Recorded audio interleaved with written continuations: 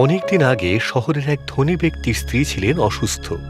ওই ধনী ব্যক্তির স্ত্রী যখন বুঝলেন অন্তিম সময় আগত, তিনি তার একমাত্র কন্যা সিন্ডারেলাকে কাছে ডেকে বললেন, বাছা আমার, যখন আমি চলে যাব খুব ভালো হয়ে থেকো।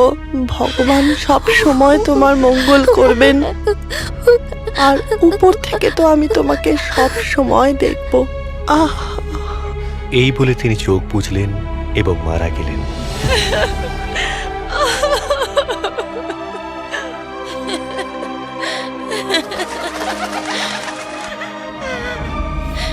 মেয়েটি প্রতিদিন তার মায়ের সমাধিস্থলে যেত আর কাঁদত। সিন্ডারেলার বাবাকে কাজের সূত্রে এদিক ওদিক ভ্রমণ করতে হতো। তিনি স্থির করলেন আবার বিবাহ করবেন, যাতে সিন্ডারেলার খেয়াল রাখতে সুবিধে হয়।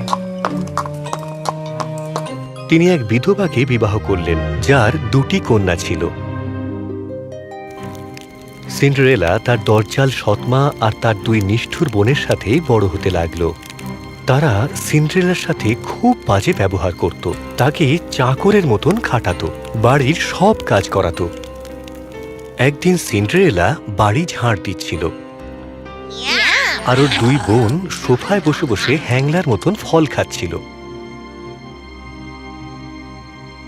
খাবারের শেষে তার এক বোন মেঝেতে খোসাটা ফেলে দিল। সৎমা ঘরে এসে ঢুকে দেখল যে মেঝেটা নোংরা হয়ে পড়ে আছে। সিন্ডারেলা, মাটিটা পরিষ্কার করে পোছো। এত অলস কেন তুমি? একটা কাজও কি তুমি ভালো করে করতে পারো না? অবশ্যই মা, আমি এক্ষুনি করে দিচ্ছি, এক্ষুনি। সিন্ডারেলার তখনও রান্না করা আর বাসন মাজা বাকি।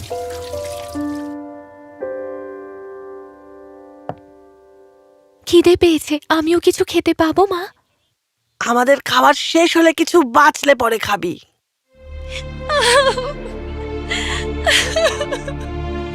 ও, এই নাটক করাটা শেষ কর। যা, এই বাসনগুলো ভালো করে ধুয়ে ফেল আগে। সিন্ডারেলা সব ডিশগুলো তুলে নিয়ে পরিষ্কার করল। তাকে সবসময় চিলে কোঠায় শুতে হতো। প্রতি রাতে সে কাঁদত আর খালি পেটে শুয়ে পড়ত। সিন্ডারেলার দুঃখে দুঃখী হয়ে ছোট্ট ইঁদুর আর সুন্দর পাখিরা তার সাথে বন্ধুত্ব করে ফেলল। একদিন রাজা ঠিক করলেন একটা বড় পার্টি দেবেন এবং শহরের সবাইকে নিমন্ত্রণ করবেন। রাজা চেয়েছিলেন তার পুত্র কোনো সুন্দরীকে পছন্দ করে বিবাহ করুক। সেই মতো মহারাজ তার বিশাল প্রাসাদে সমস্ত যুবতীদের আসার জন্য নিমন্ত্রণ জানালেন। রাজ্যের সকল অধিবাসীদের জন্য মহারাজ সন্দেশ পাঠিয়েছেন।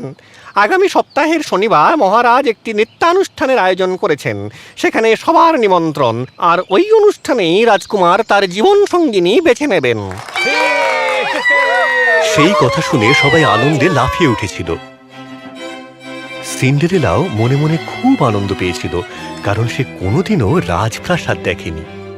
সিন্ডারেলার বোনেরাও সেই অনুষ্ঠানে যোগ দেওয়ার জন্য ঝলমলে পোশাকে সুসজ্জিত হচ্ছিল।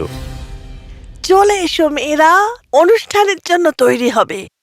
আমি চাই তোমাদের মধ্যে একজন রানী হোক, আর তুমি সিন্ডারেলা ওদেরকে তৈরি হতে সাহায্য করো। আমার মেয়েরা যেন সব থেকে সুন্দর দেখায়। শিগগিরই এদের মধ্যে একজন রানী হবে। ও মা, দেখে নিও, রাজকুমার আমাকেই বিয়ে করবেন।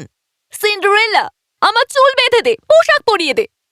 না সিন্ডারেলা, প্রথমে এদিকে আয়, আমি রাজকুমারকে বিয়ে করব।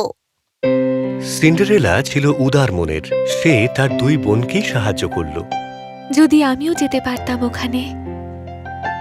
মা, আমি কি যাব ওখানে? আমি রাজপ্রাসাদ দেখতে চাই, অনুষ্ঠানেও যেতে চাই। প্রশ্নই ওঠে না। নিজেকে দেখো একবার, তোমার পরার কোনো পোশাক পর্যন্ত নেই। সবাই তোমাকে দেখে হাসবে, আর আমাদেরকে লজ্জা পেতে হবে। এরকম প্রশ্ন করার সাহস কোথায় পেলে তুমি? তার সৎ মা আর বোনেরা পার্টিতে চলে গেল। সিন্ডারেলা একা একা বসে কাঁদতে লাগল। হঠাৎ তার মনে পড়ল যে তার মায়ের বিয়ের পোশাকটা তার কাছে রয়েছে। সেটা একেবারে ছিঁড়ে গেছিল। সে ওটা সেলাই করতে বসল।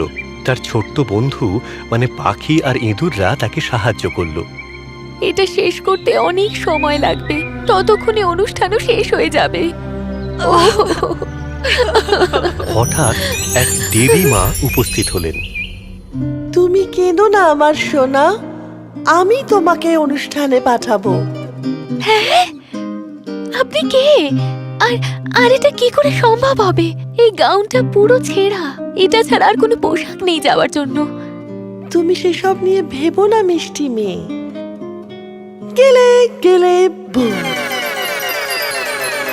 সিন্ডারেলার ছেঁড়া পোশাকটা ঝলমলে নতুন পোশাক হয়ে গেল, আর ওর পায়ে চলে এলো একজোড়া নতুন জুতো। ইঁদুর আর পাখিরা আনন্দে লাফিয়ে উঠল এক কুমড়োর ওপর। গেলে গেলে বুম। তিনি সেই কুমড়োকে এক দারুণ ঘোড়ার গাড়ি বানিয়ে দিলেন। ইঁদুরগুলো হয়ে গেল সেই গাড়ি টানার ঘোড়া, আর পাখিটা হলো কোচওয়ান। কিন্তু দেবী মা, আমার সৎ মা